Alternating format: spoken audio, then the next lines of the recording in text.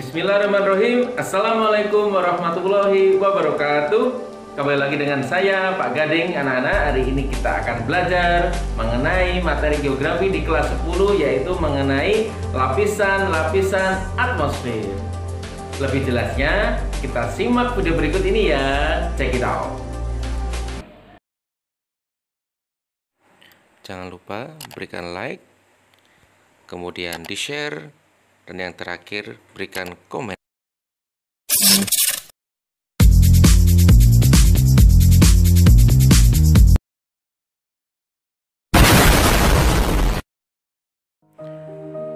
Atmosfer adalah lapisan udara yang menyelimuti bumi dengan segala karakteristiknya.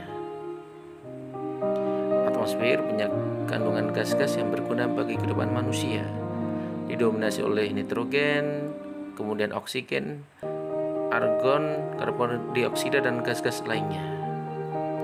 Dalam surah Al-Fussilat ayat 11-12, Allah berfirman, kemudian dia menuju langit, dan langit itu masih merupakan asap.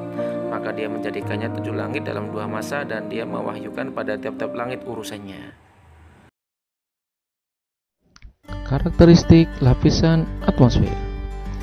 Yang pertama adalah lapisan troposfer. Lapisan ini terletak pada ketinggian 0-12 km di atas permukaan bumi. Merupakan lapisan paling dasar yang paling dekat dengan bumi, maka fungsinya menjaga kestabilan udara yang ada di bumi.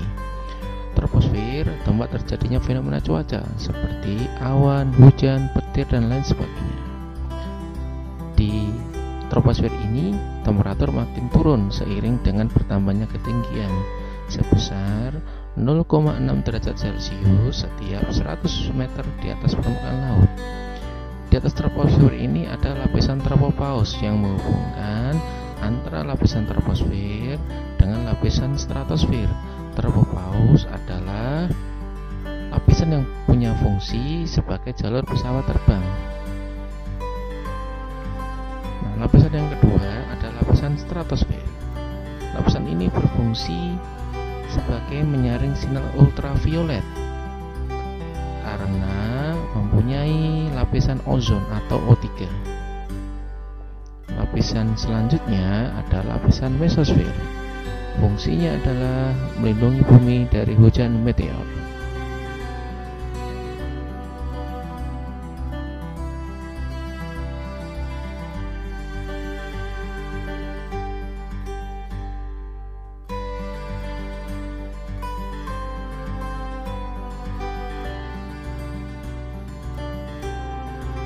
Kemudian adalah lapisan termosfer. Fungsinya sebagai saluran telekomunikasi. Kemudian lapisan yang paling terakhir adalah eksosfer. Fungsinya merefleksikan cahaya matahari dan sudah tidak ada tekanan udara lagi di lapisan ini, sehingga menjadi ruang hampa udara. Nah, di samping lapisan-lapisan tadi, kita mengenal adanya cuaca dan iklim. Maka kita harus tahu perbedaannya. Cuaca adalah keadaan rata-rata udara pada waktu yang relatif singkat dan pada daerah yang sempit. Ilmu yang mempelajari cuaca disebut dengan meteorologi. Kemudian, iklim adalah keadaan cuaca rata-rata pada daerah yang luas dan dalam waktu yang lama. Ilmunya disebut dengan klimatologi. Jelas bukan perbedaannya? Cuaca dan iklim dipengaruhi oleh beberapa faktor. Yang pertama, penyinaran matahari. Yang kedua, suhu udara. Yang ketiga, tekanan udara. Keempat, kelembapan udara. Kelima, angin. Keenam, hujan. Dan yang terakhir adalah awan. Penyinaran matahari. Setiap tempat di permukaan bumi mengalami intensitas penyinaran yang berbeda-beda. Kenapa bisa begitu? Disebabkan antara lain seperti lama penyinaran, sudut datang sinar matahari, kondisi awan, ketinggian tempat, dan lain sebagainya. Kemudian suhu udara. Suhu adalah panas atau dinginnya suatu benda. Jadi suhu udara yang sering disebut dengan temperatur adalah suhu panas atau dinginnya udara suatu tempat pada waktu tertentu. Pemanasan diperoleh melalui dua proses, yaitu pemanasan langsung terdiri dari absorpsi, refleksi, dan difusi, dan yang kedua adalah pemanasan tidak langsung terdiri dari konduksi, konveksi, dan difusi. Kemudian faktor selanjutnya adalah tekanan udara. Tekanan udara adalah beratnya massa udara di atas suatu satuan wilayah. Alatnya disebut dengan barometer. Kemudian kelembapan udara.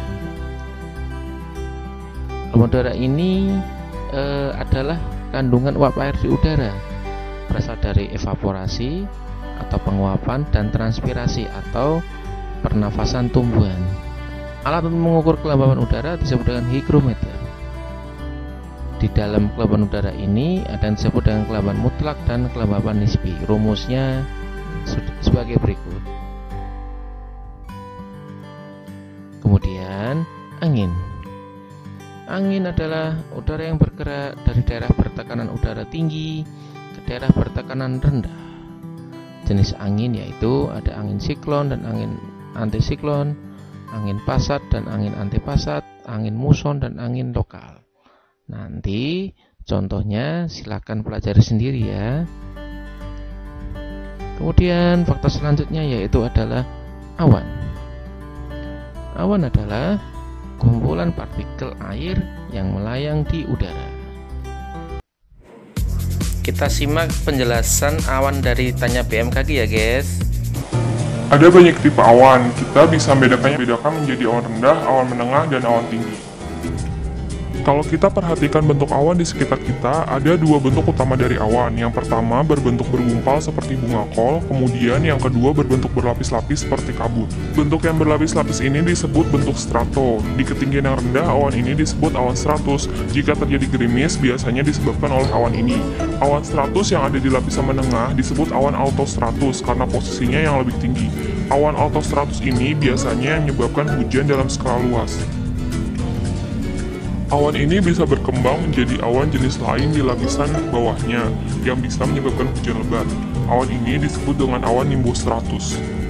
Kemudian awan yang sangat tinggi berbentuk seperti serabut yang terdiri dari kristal es atau butir-butir es disebut dengan cirrostratus.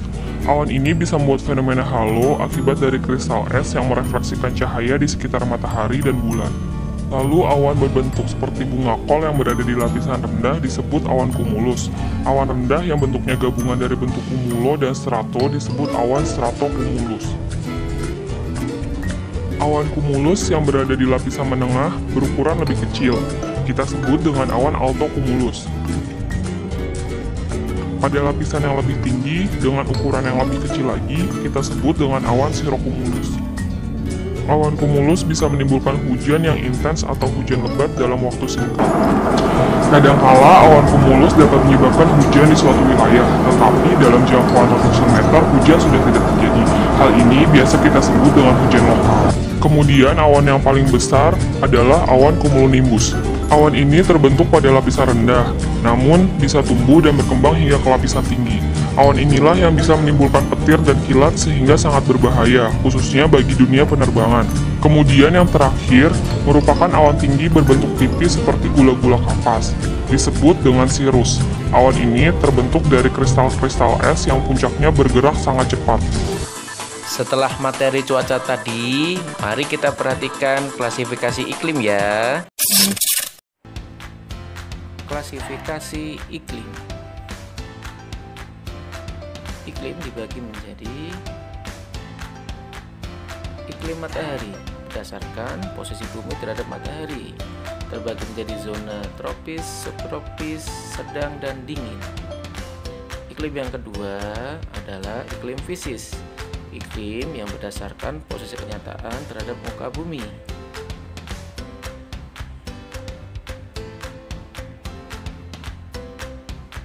Jadi bisa karena pengaruh lautan, daratan luas terhadap muka bumi, angin, dan curah hujan.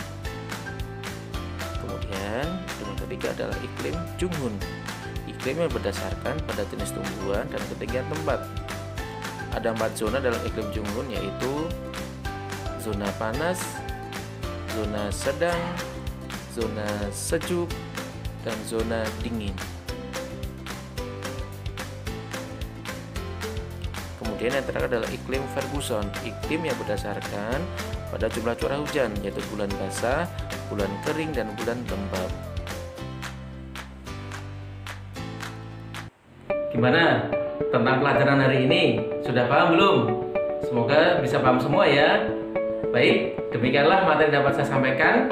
Sampai jumpa di pertemuan geografi berikutnya. Tetap semangat, tetap fokus, dan tetap ibadah ya. Wassalamualaikum warahmatullahi wabarakatuh.